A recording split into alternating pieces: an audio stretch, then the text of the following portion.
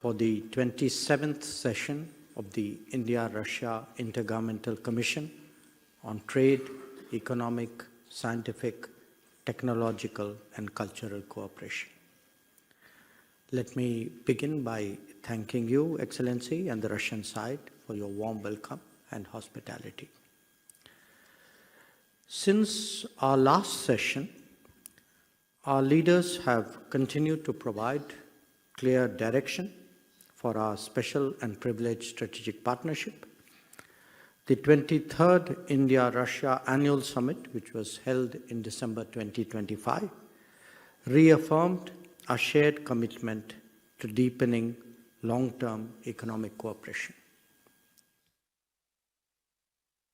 The India-Russia partnership has consistently demonstrated resilience and adaptability. Even amidst a complex international landscape, our engagement has continued to deepen, reflecting the mutual interest and confidence that define our bilateral partnership. Over the last 5 years, bilateral trade in goods has increased more than fourfold, from about $13 billion in 2021-22 to nearly $60 billion in 2025-26. This demonstrates the immense potential. Thank you, Your Excellency. Thank you, Your Excellency, First Deputy Prime Minister Denis Manturov, dear colleagues. I'm very glad to be here for the 27th session of the India-Russia Intergovernmental Commission on Trade, Economic, Scientific, Technological and Cultural Cooperation.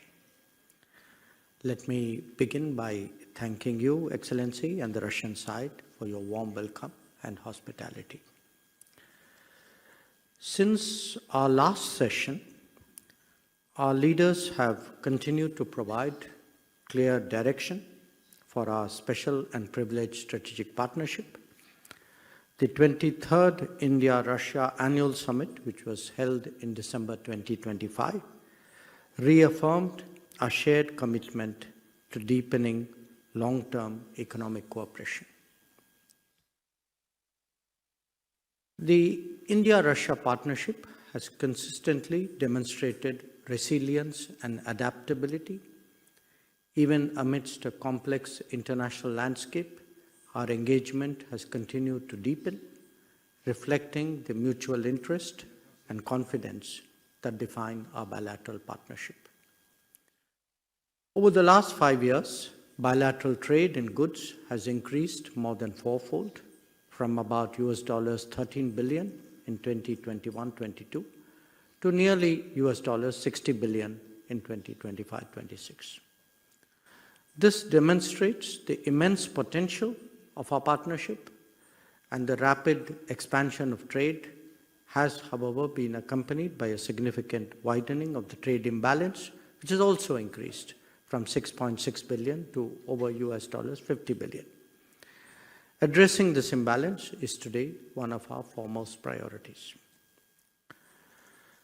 Excellency, colleagues, progress on market access, removal of tariff and non-tariff barriers, strengthening payment mechanisms, and stronger business-to-business engagement will be critical for addressing this imbalance and achieving our shared objective of $100 billion in bilateral trade by 2030. We can today also take stock of discussions which have been going on the India-Eurasian Union Economic Union Free Trade Agreement. Excellency, you spoke of our wide-ranging cooperation in many domains, from energy, nuclear, metallurgy, space, railways, fertilizers, to mobility of skills, to connectivity, and to payment mechanisms. I do believe today that our discussions will take each one of these domains forward. As our economic partnership enters its next phase, let me today make 3 proposals for the benefits of the co-chairs of the working groups and subgroups to further strengthen the effectiveness of the IRIGC TEC mechanism. First, let us focus on implementation and outcomes. Over the years, IRIGC TEC has evolved into a comprehensive mechanism with an extensive network of working groups and subgroups.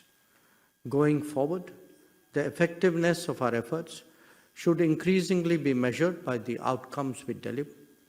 Each working group must prioritize deliverables to be achieved before the next session and actively engage in problem solving. Second, let us further strengthen our engagement with business.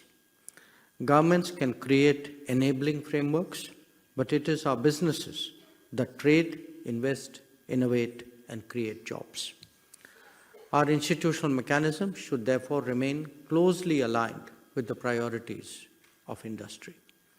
Regular interaction with businesses and industry association will help us to identify practical bottlenecks, improve policy responsiveness, and ensure that discussions remain relevant, action-oriented, and commercially meaningful.